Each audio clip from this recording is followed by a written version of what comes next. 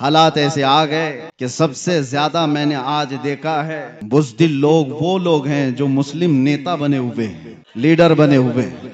میری بات کڑوی لگے گی لیکن ایک بات یاد رکھنا، بخار کی دوا کڑوی ہوتی ہے، نگل لو تو فائدہ ہے، اگل دو گے تو یہ بخار چڑھتا چلا جائے گا۔ جتنا تمہارے اندر چاپلوسی اور دوسروں کی رضا حاصل کرنے کی چاہت آئی ہے، یہ قوم کو لے ڈوبتی ہے۔ اگر سیاست کرنا نہ آتا ہو تو اس میدان میں آتے کیوں ہو؟ اس میدان میں کیوں آتے ہو؟ قوم کی دلالی کرنے کے لیے، عزت نفس بیچ کر کے اسلام اور مذہب اسلام کا سودا کرنے کے لیے؟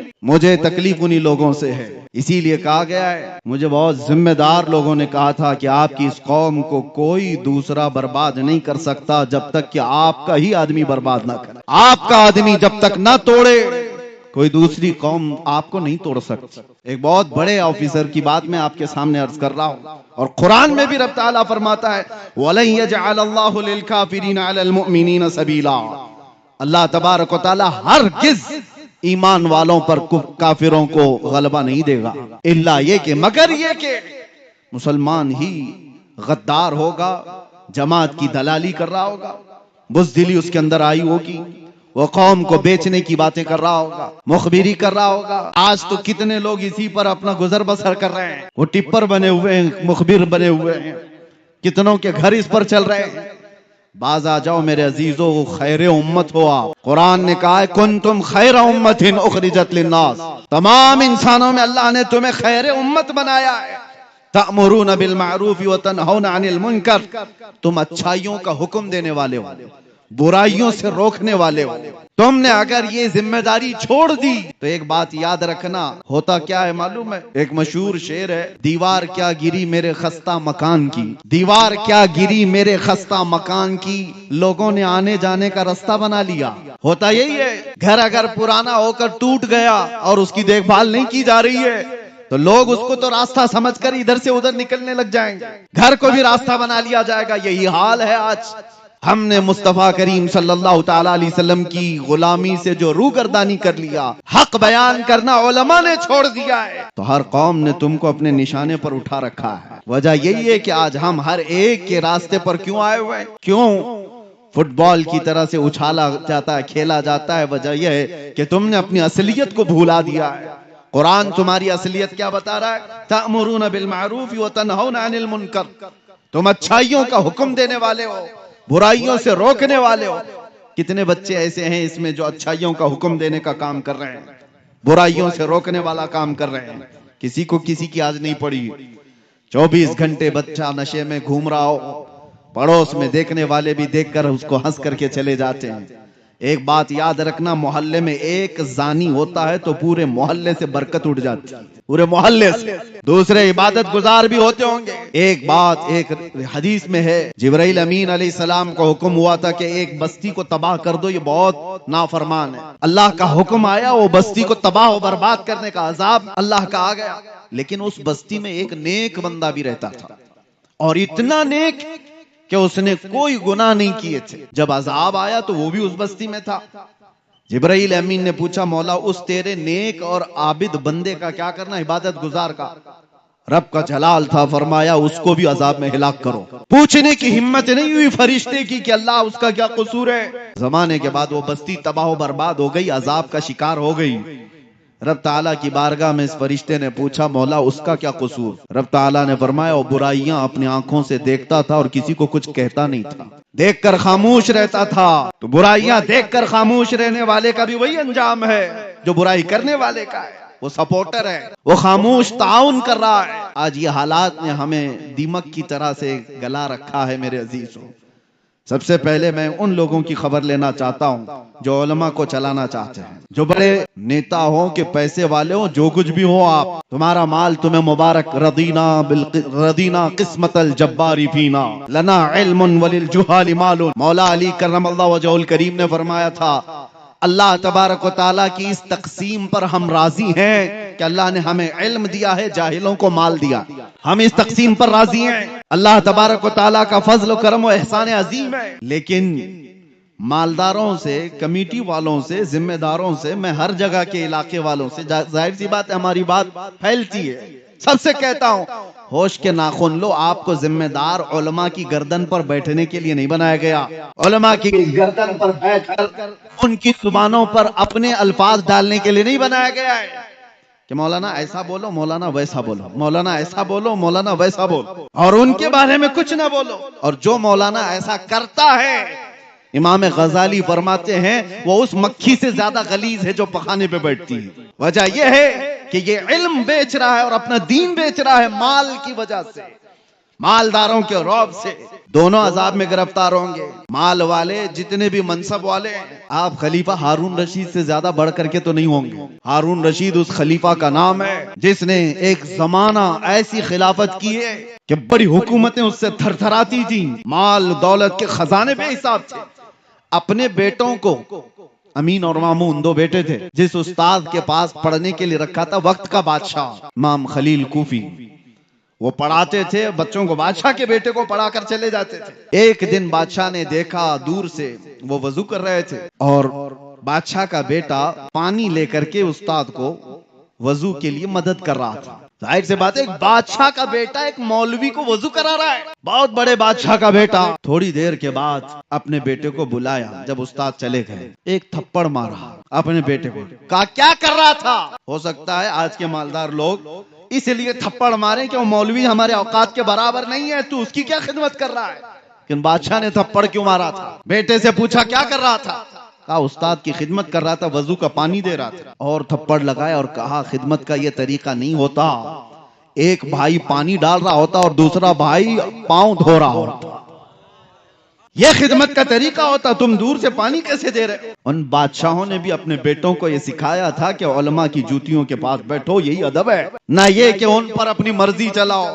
دین کا نظام یہیں سے تو بگڑ رہا ہے۔ ممبروں پر جو آوازیں اٹھتی تھی، حق کی آوازیں، انہیں کون دبا رہا ہے؟ آج ہم آزاد ملک میں جی رہے ہیں اور الحمدللہ مجھے فخر ہے جتنی آزادی کے ساتھ ہم بولتے ہیں۔ حق بات کا اعلان کرنے میں جب کوئی پابندی نہیں ہے تو یہ کون لوگ ہیں جو مال والے، پیسے والے، جو علماء کو اپنی مرضی کے مطابق بلوانا چاہتے ہیں؟ ہاں، حالات سے آپ باخبر کر سکتے ہیں علماء کو، حالات اس طرح کے چل رہے ہیں، اور ایک نباز عالم وہ خود سمجھ جائے کہ اسے کیا بولنا ہے۔ کلم الناس علی قدر عقولہم، لوگوں کی عقل اور زمانے کے حالات کے اعتبار سے وہ گفتگو کرے۔ لیکن یہاں حالات بہت الگ چلے ہیں۔ یہ جو قوم رات بھر جلسے کرتی ہے، یہاں کے تو چلے، ہم ساؤتھ میں ہیں، ابھی اچھے خاصے جلسے ہو کر کے چلے جاتے ہیں۔ شمال ہند میں ہم نے دیکھا ہے رات 5 بجے تک جلسہ چلانے والے، کئی شاعروں کو، کئی بڑے مقررین کو لانے والے، اور پتہ نہیں کتنے پیسے خرچہ کرنے والے، وہ اپنے مسجد کے، محلے کے مؤذن کو اور امام کو 5000 دینے کو بھی تیار نہیں۔ ان علماء کو اسی طرح سے رکھا گیا ہے، اور پھر کہتے ہیں کہ قوم کے اندر بدحالی ہے، قوم کے اندر زبوں حالی کا شکار ہو چکی ہے، یہ قوم اخلاق میں گری ہوئی ہے۔ جہاں سے حق بات کا اعلان ہوتا تھا ان آوازوں کو دبا دیا گیا ہے، ان آوازوں کو ختم کرنے کی کوششیں کی جا رہی ہیں۔ یہ غیروں کی طرف سے نہیں، اپنوں کی طرف سے۔ اصلاح کرو۔ اور ایک بات میں آپ کو بتا دوں، بزرگوں نے فرمایا ہے کہ مال کی چربی جب کسی کو چڑھتی ہے تو سب سے پہلے وہ دین کا مذاق اڑانے لگ جاتا ہے، اور وہی فرعون کے ساتھ قیامت کے دن اٹھایا بھی جائے۔ مال آنے کے بعد بہت بڑا امتحان ہے، حقیر مت سمجھو علماء کو یا دین کی بات کرنے والوں کو۔ نہ پوچھ ان خرقہ پوشوں کو، ارادت ہو تو دیکھ ان کو، ید بیضا لیے بیٹھے ہیں اپنی آستینوں میں۔ یہ علماء ہی تھے جنہوں نے انقلاب پیدا کیے ہیں، انسان بنائے، لوگوں کے مزاج کو سنوارا ہے۔ بگڑتے ہوئے حالات میں کون لوگ تھے؟ عشق رسول کی باتیں کرنے والے، قرآن کے پیغامات کو پھیلانے والے، یہ وہ مختصر سی جماعت تھی۔ اس ہندوستان کی آزادی میں آپ کو پتا ہے 1857 کے غدر میں 30,000 علماء کرام کو دلی سے لے کر کشمیر تک ہر جھاڑی پر لٹکا دیا گیا تھا۔ پھانسی پر لٹکنے والے، انڈمان نکوبار کالا پانی کی سزا کاٹنے والے، یہ علماء ذویل احترام تھے، اور وہ حق بولنے والے تھے۔ جانتے ہو انگریزوں کا دبدبا تھا، اور ایسا دبدبا تھا کہ کوئی کچھ بات نہیں کر سکتا تھا، کوئی ڈیموکریسی نہیں تھی، ان کا غلبہ تھا، غلغلہ تھا۔ ایسے ماحول میں دلی کی جامع مسجد سے علامہ فضل حق خیر آبادی نے فتویٰ صادر کیا تھا، جبکہ انہیں پتا تھا انجام کیا ہوگا، اور اسی انگریزوں کے خلاف فتویٰ صادر کرنے کی بنیاد پر ایک تحریک چھڑی پورے ہندوستان میں۔ یہ 1857 کی بات کر رہا ہوں، 1947 کی نہیں۔ 90 سال کی محنت کے بعد اس ملک کو آزادی ملی۔ 1857 میں یہ چھڑی تھی علماء کی ذریعے سے۔ علماء ذوی احترام نے جب انگریزوں کے خلاف یہ فتویٰ دیا تھا اور قوم کے اندر بیداری لائی تھی، اس کی سزا ان کو کیا دی گئی ہے پتہ ہے؟ علامہ فضل حق خیر آبادی، عام عالم کی بات نہیں ہے، اعلیٰ حضرت بھی جن کا ادب کیا کرتے تھے، وہ فضل حق خیر آبادی کالا پانی کی سزا کاٹتے جیل میں انتقال کر گئے۔ آج بھی ان کا مزار انڈمان نکوبار میں ہے۔ کس چیز کی ان کو سزا دی گئی تھی؟ حق بولنے کی۔ اور ان کو سزا دے دی گئی تو کیا دوسرا ڈر کر کے خاموش ہو گیا؟ اسی زمانے میں کفایت علی کافی، کفایت علی کافی کو مراد آباد میں 3000 انگریزوں نے گرفتار کیا تھا۔ 8 دن تک ان کے جسم پر استری چلاتے تھے، گرم استری، اور جب چمڑی جلتی تھی تو اس پر نمک چھڑکتے تھے۔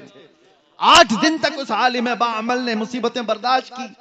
8 دن کے بعد انگریزوں نے پھر سے کہا باز آ جاؤ اپنی باتوں سے، جو قوم کو تم اٹھاتے ہو اس سے باز آ جاؤ، ہم منصب دے دیں گے، اپنی حکومت میں کوئی عہدہ دے دیں گے۔ کفایت علی کافی نے کہا تھا میرا دین اتنا سستا نہیں ہے کہ تمہارے ٹکڑوں پر میں بیچ دوں۔ اس پاداش میں کفایت علی کافی کو مراد آباد کے چوراہے پر کھڑا کر کے پھانسی پر لٹکا دیا گیا تھا۔ پھانسی پر لٹکانا یہ سننے میں آسان لگ رہا ہوگا، مجمع جمع تھا ایک ایسے عالم دین کو جس کی ہزاروں لوگ سننے والے تھے، انگریزوں نے گرفتار کر کے پھانسی پر سولی پر چڑھانا چاہا۔ روایات پڑھ کر کے دیکھو میرے عزیزوں، رونگٹے کھڑے ہو جاتے ہیں۔ میں نے پڑھا ہے، ارے پھانسی پر جانے والے کی حالت کیا ہونی چاہیے؟ جسم کے اندر تھر تھراہٹ ہو، چہرہ پیلا پڑ گیا انہیں۔ کفایت علی کافی کو دیکھتے ہوئے لوگوں نے کہا نہ ماتھے پہ شکن ہے اور نہ جسم پر کوئی حرکت ہے۔ مسکراتا ہوا وہ پھندے کی طرف جا رہا ہے، اس لیے کہ اسے پتا ہے قصور کچھ نہیں ہے، میرا قصور کچھ نہیں ہے۔ وہ پھندے کی طرف جا رہا ہے۔ پھانسی تو بہت سارے لوگوں کو دی جاتی ہے، آج بھی دی جاتی ہے دنیا میں، ان سے بھی آخری خواہشیں پوچھی جاتی ہیں، اور پھانسی پر چڑھنے والا آخری خواہش کچھ بھی بتاتا ہے کہ مجھے کچھ بریانی کھانا ہے، چائے پینا ہے، بیوی بچوں سے ملنا ہے، آخری بار ماں کو دیکھنا ہے، اولاد کو نصیحت کرنا ہے، آخری خواہشیں ہوتی ہیں۔ اس عالم برحق کفایت علی کافی سے انگریزوں نے پوچھا تھا، ہم اپنے اصول کے مطابق پوچھتے ہیں کوئی آخری خواہش؟ اس مرد قلندر نے کہا تھا ایک ہی خواہش ہے کہ لٹکنے سے پہلے ایک بار نعت مصطفیٰ پڑھ دوں۔ پھر کہا تھا کوئی گل باقی رہے گا نہ چمن رہ جائے گا، پر رسول اللہ کا دین حسن رہ جائے گا۔ سب فنا ہو جائیں گے کافی وہ لیکن حشر تک نہ۔ 2-4 مثالیں میں اور آپ کے سامنے رکھتا ہوں علماء اکرام کے لیے خاص طور پر۔ آج ہمیں جس طرح سے دبانے کی کوشش کرو گے اس کا انجام کیا ہوگا پتہ ہے؟ تمہارے بچے ایسے بزدل پیدا ہوں گے جو اپنی ماں اور بہنوں کی عزت بھی نہیں سنبھال سکیں، جو نبی پاک صلی اللہ تعالیٰ علیہ وسلم کی عزت کے لیے نہیں کھڑا ہو سکتا، وہ اپنی ماں بیٹیوں کی عزت بھی نہیں بچا سکتا۔ یہ بات یاد رکھیں، کفایت علی کافی ہو، فضل حق خیر آبادی ہو، عنایت احمد کاکوروی، یہ وہ علماء ذوی احترام کی باتیں کر رہا ہوں۔ حق بیان کرنے کی وجہ سے انہیں زندگی بھر تکالیف کا سامنا کرنا پڑا ہے۔ آپ کو پتا ہے انگریزوں سے بھی زیادہ ایک سخت دور آیا تھا اکبر کا۔ اکبر نام مسلمان تھا لیکن اس کے کام الگ تھے، وہ مرتد تھا، پورا ایک نیا دین لا کر کے پورے دین کو ختم کرنے کی بات کر رہا تھا۔ ہندوستان اکھنڈ بھارت کا راجا، اس والے بھارت کا نہیں، اکھنڈ بھارت کا۔ اس وقت ہندوستان کی سیمائیں اور بھی زیادہ تھی۔ اتنا پاورفل بادشاہ جب دین الہی کا اعلان کرتا ہے تو اس وقت ایک مرد قلندر احمد فاروقی مجدد الف ثانی کی شکل میں کھڑا ہوتا ہے، کہتا ہے نہیں بادشاہ تیرے گھر کا دین نہیں، آمینہ کے لال کا دین چلے گا۔ مسجدوں سے وہی آواز ہوگی، ہمارے بچوں کے زبانوں سے وہی آوازیں ہوں گی جو مصطفیٰ کریم صلی اللہ تعالیٰ علیہ وسلم کی تعلیمات تھیں۔ انہیں پتا تھا کہ ایک بڑے ڈکٹیٹر سے مقابلہ کرنے کا انجام کیا ہوتا ہے۔ بڑے ڈکٹیٹر کے سامنے جب بھی کوئی کھڑا ہوتا ہے تو اسے جیل دیکھنا پڑتا ہے۔ جیل میں ڈال دیا گیا، گوالیار کی جیل میں 8 سال تک ایسے قید میں رکھا گیا تھا کہ کوئی مڑ کے بھی نہیں دیکھتا تھا۔ اکبر تو مر گیا، اس کا بیٹا تخت پر آیا۔ جیل کا ایک قاصد آ کر کے کہتا ہے بادشاہ سلامت، جیل کا حال کچھ اور ہی ہو گیا ہے۔ اس نے پوچھا ہوا کیا ہے؟ 8 سال پہلے آپ کے باپ نے ایک مولانا کو قید کر دیا تھا، اس نے 700 قیدیوں کو عالم بنا دیا ہے. چور اچکے ڈکیت سب تھے وہاں پر، لیکن اس نے تو ماحول ایسا بنا دیا ہے. صبح درس قرآن ہے، دوپہر میں درس حدیث ہے، شام کو جماعت کی نمازیں ہیں. ماحول تو ایسا لگتا ہے جیسے گنبد خضرا کی چھاؤں میں بیٹھے ہو. حق بولنے والوں کے لیے نہ کوئی میدان ہوتا ہے میرے عزیزو، نہ کوئی جگہ انہیں روک پاتی ہے. یہ مثالیں اس لیے عرض کر رہا ہوں تاکہ آپ ان کو پڑھو اور اپنی زبان کو سنبھال کر رکھو. اللہ نے تم سے وعدہ لیا ہے کہ حق بیان کرو گے، حق بیان کرو گے، کوئی چیز چھپاؤ گے نہیں. اور کوئی روٹتا ہے تو روٹے، ایسے روٹنے سے ہمارا کچھ بگڑتا بھی نہیں. یہ دنیا نہ تمہیں سزا دینے والی ہے نہ جزا دینے والی ہے. موت کے بعد صرف اور صرف سزا اور جزا کا مالک رب العالمین ہے. زیادہ سے زیادہ دنیا ہی میں پریشان ہو کر سکتا ہے کوئی بھی، اس کے بعد کسی کی کچھ نہیں چلتی، کچھ نہیں. روح نکلنے کے بعد بڑے سورما، بڑے طاقتور اپنے ہاتھ سے اپنا رینٹ بھی صاف نہیں کر پاتے. ان کے جسموں سے روح نکلنے کے بعد غلاظتیں نکل رہی ہوتی ہیں منہ سے، ناک سے، کان سے. ارے وہ مردہ اپنا ہاتھ اٹھا کر کے اپنی غلاظت نہیں صاف کر سکتا، وہ کسی اور کو سزا اور جزا کیا دے سکتا. یاد رکھو جو کچھ بھی ہوگا یہ چھوٹی سی دنیا میں، جس کو چھوڑ کر سب کو جانا ہے، سب یہاں سے جانے والے ہیں.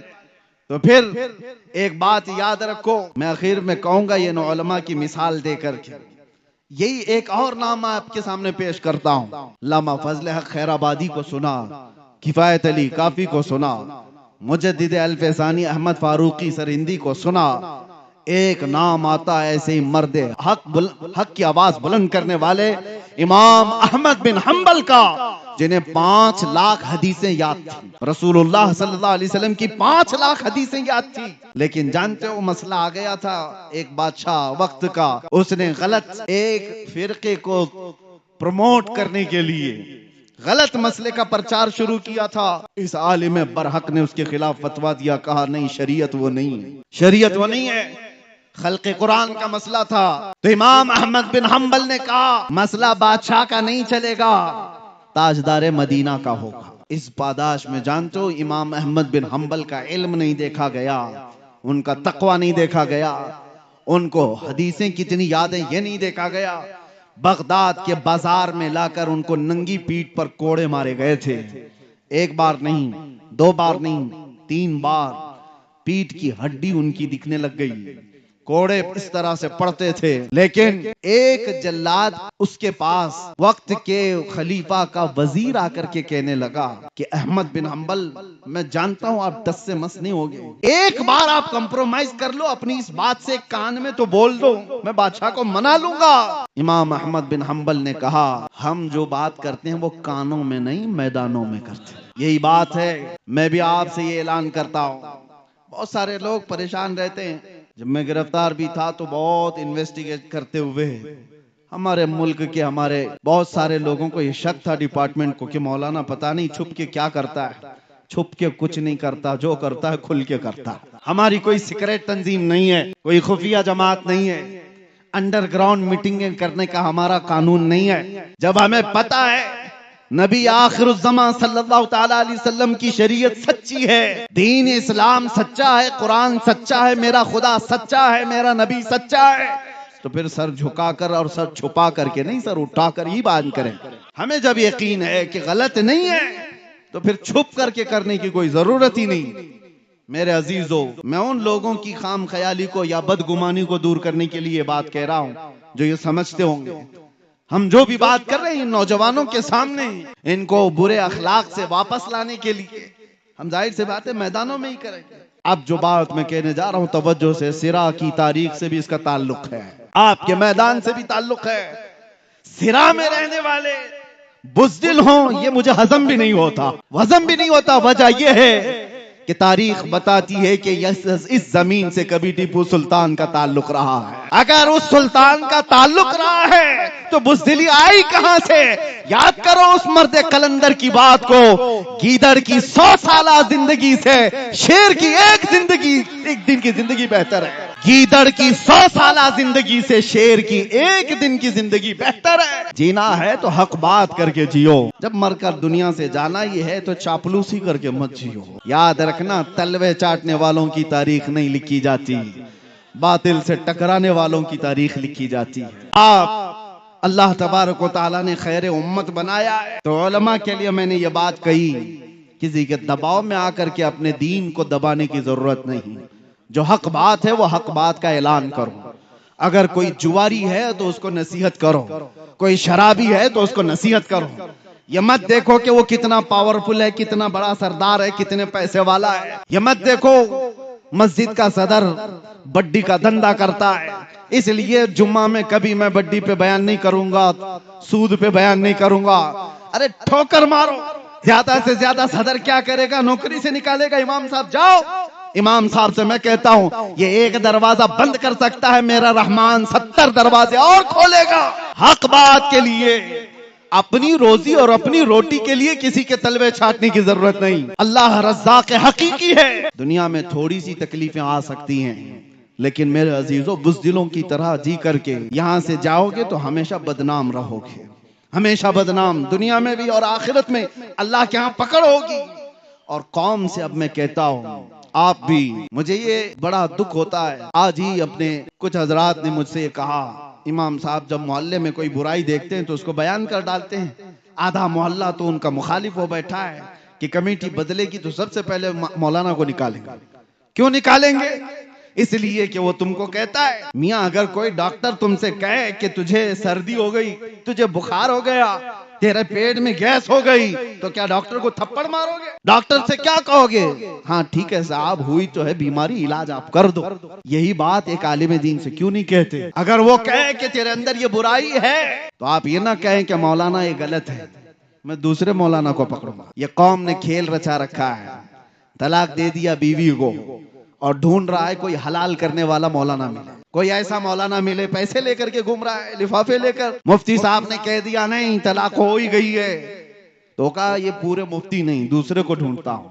دوسری جماعت کے بھی ایسے کچھ موجود ہوں گے. اب تو کتا کہہ سکتا ہوں، ہڈیوں پر پلنے والا جو کسی کے مال پر اپنا مسئلہ بدلتا ہو. میرے عزیزو قوم ایسوں کو ڈھونڈ رہی ہوتی ہے کہ وہاں جائیں تو ہمارا مسئلہ حل ہو جائے، ہمیں حلال کر کے دے دیں گے.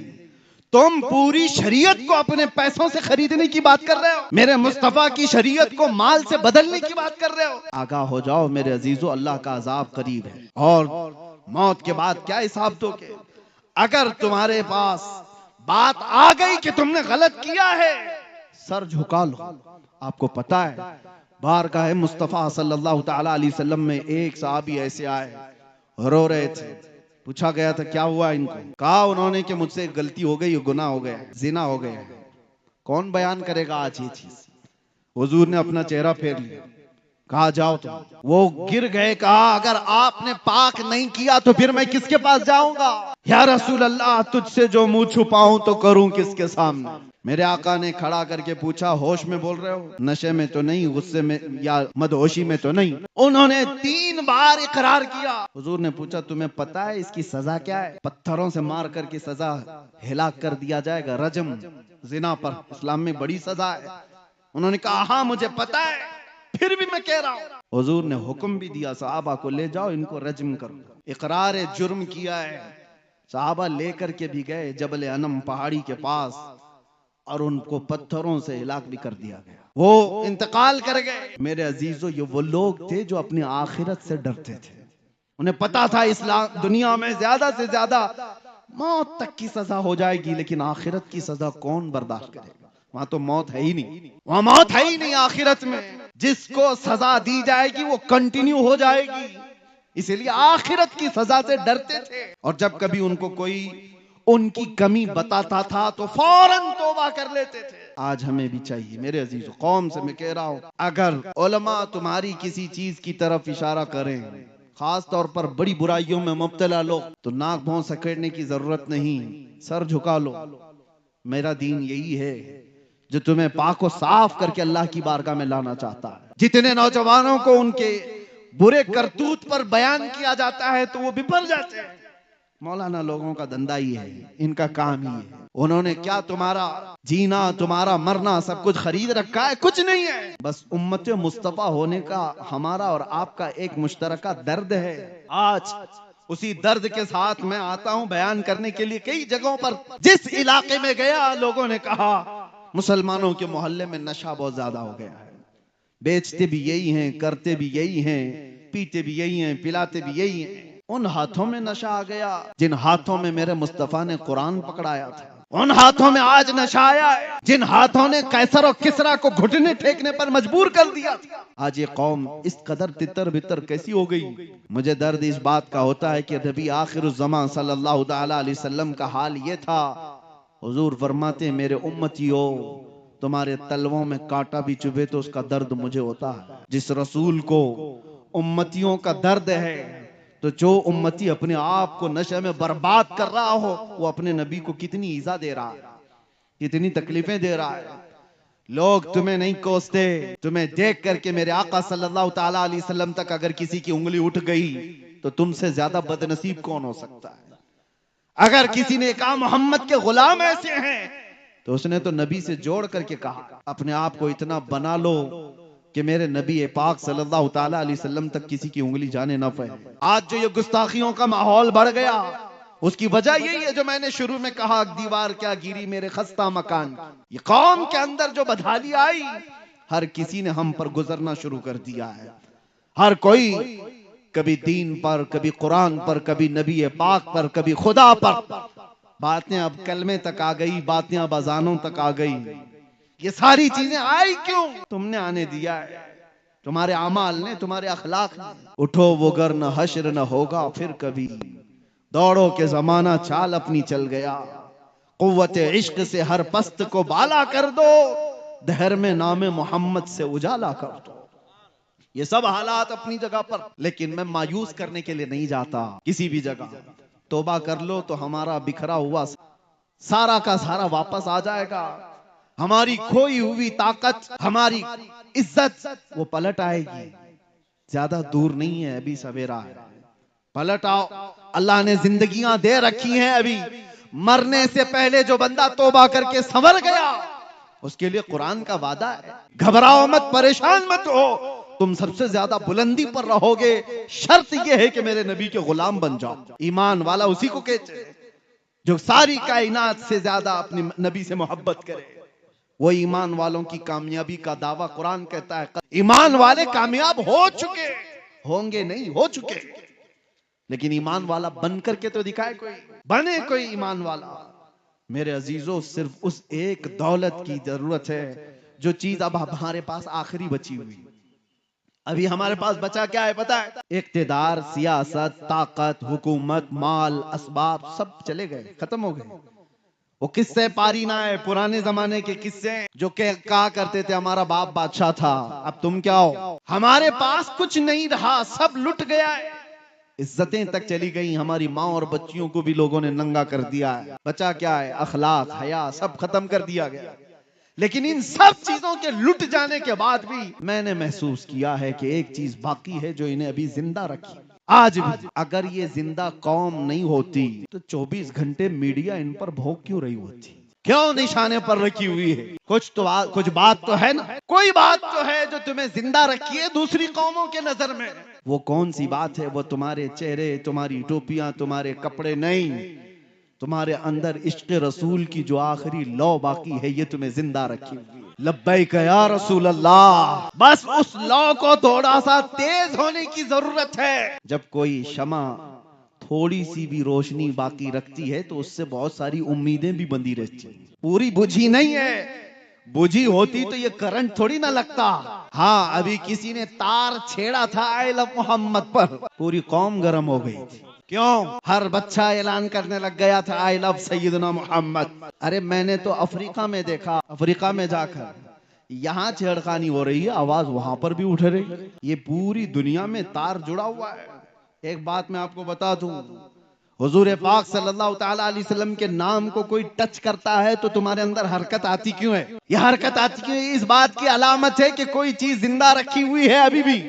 اخلاق بگڑے ہیں، अमाल बुरे हैं, ये गुनहगार हैं लेकिन गद्दार नहीं है। ये इस बात की अलामत है जो जिंदा रखी हुई है। वजह यही है, मैं आपको बताता हूँ, जिंदा आदमी और मुर्दा आदमी में फर्क क्या है। जिंदा आदमी को 5 वोल्ट का ही करंट अगर तार लगा दो तो होगा क्या, थोड़ा सा उसको शॉक लगा दो उछल जाएगा, शॉक लगेगा उछल जाएगा।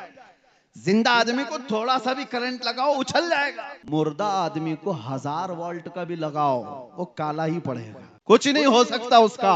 तो नाम मोहम्मद में वो करंट है कि इस कौम को थोड़ा सा भी टच कर दिया जाए तो सबकी हरकतें बेदार हो जाती, सबकी हरकतें बेदार होती हैं। यही तो बात है कि मुअज्जिन मस्जिद से ऐलान कर रहा होता है अशहदु अन्ना मुहम्मदर रसूलुल्लाह। हमारे बच्चों को, जवानों को कोई कह नहीं रहा होता, लेकिन अंगूठे लबों तक चले जाते और आंखों से लगा लिए जाते। कौन कहता है ये अंगूठे लगाओ, मुअज्जिन तो नहीं कहता, वो उधर खड़े होकर अपने नबी का नाम ले रहा है, इधर उंगलियों में हरकत पैदा हो जाती है, चूमने का दिल कर रहा है, चूमने का दिल कर रहा है। ये तुम्हारे अंदर मौजूद वो आखिरी रोशनी है मोहब्बत मुस्तफा की।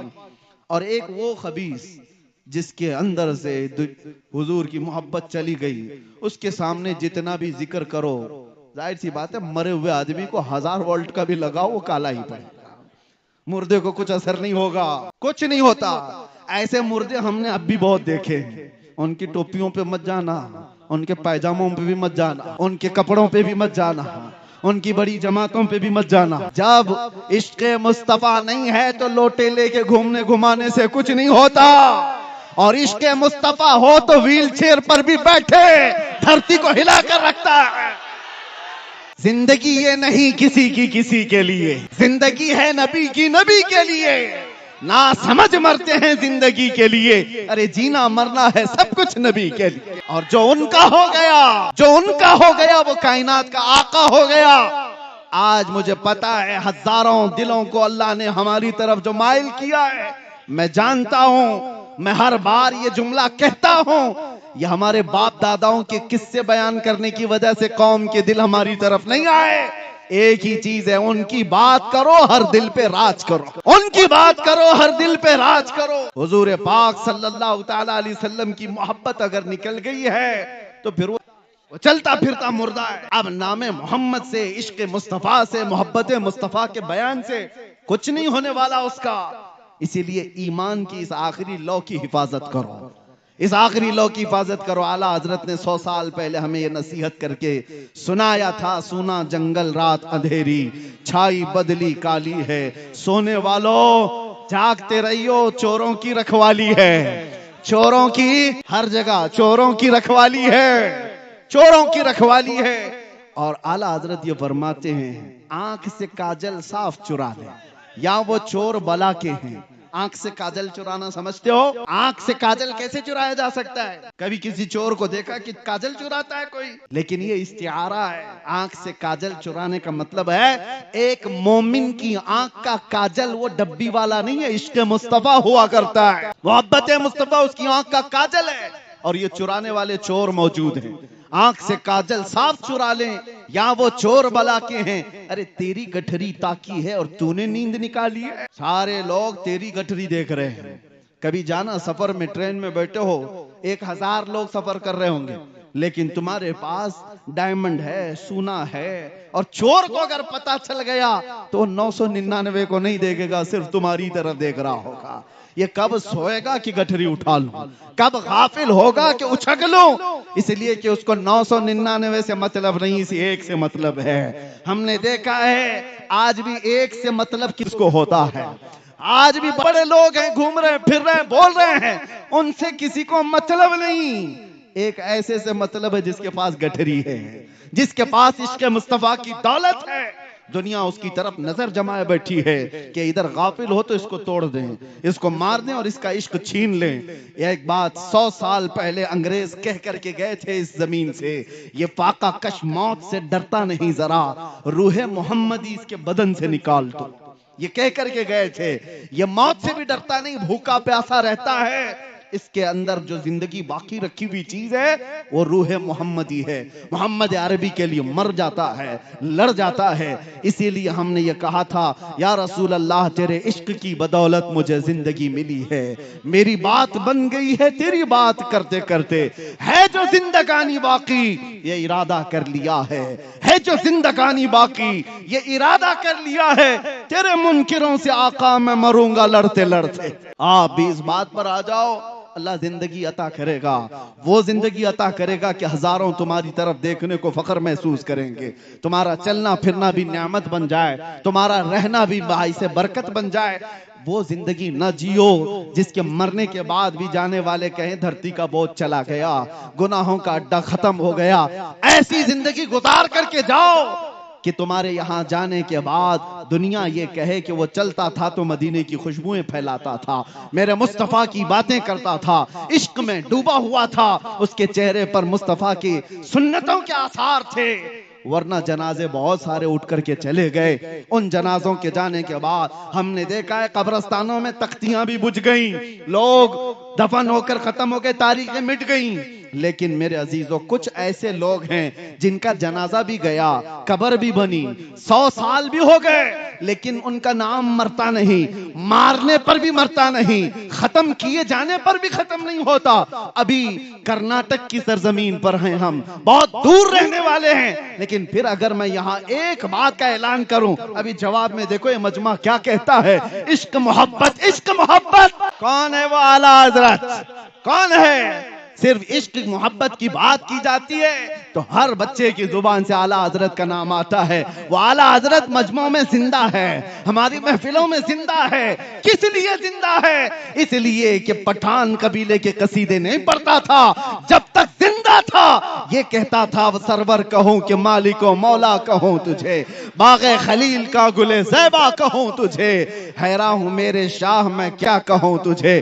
بریلی کا وہ امام اس وقت قلم چلا رہا تھا جب درندے میرے نبی کی شان میں بھونک رہے تھے, کتے بھونک رہے تھے.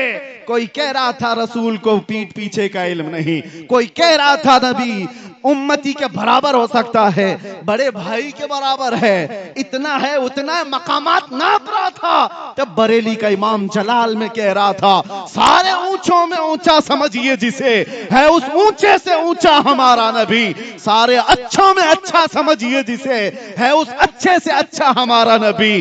ارے پاؤنڈ کی لالچ میں, مال کی لالچ میں مولوی بکے ہوئے تھے, فتوے انگریزوں کے مطابق دیا کرتے تھے, ان کو برطانیہ سے تنخواہیں آیا کرتی تھی. ان کے تھوڑے سے مال کی بنیاد پر جنہوں نے دین بدل لیا, اپنے جبے قبے سب بدل ڈالے, مدرسوں میں نافذ شریعت کو بھی انہوں نے ختم کر ڈالا میرے مصطفیٰ کی عظمت پر بھونک کر کے.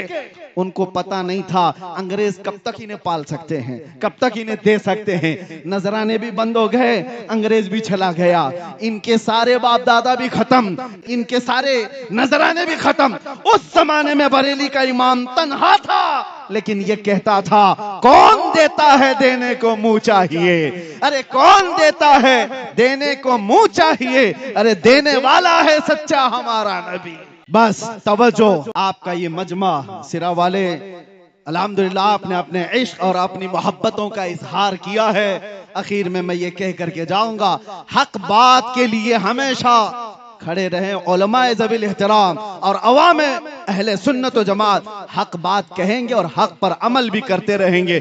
آؤ بارگاہ مصطفیٰ میں اپنے آپ کو سپرد کرتے ہوئے یوں کہتے ہیں یا رسول اللہ, مرنے سے پہلے صرف اتنی خواہش ہے, چمک تجھ سے پاتے ہیں سب پانے والے, میرا دل بھی چمکا دے چمکانے والے, لبیک یا رسول اللہ.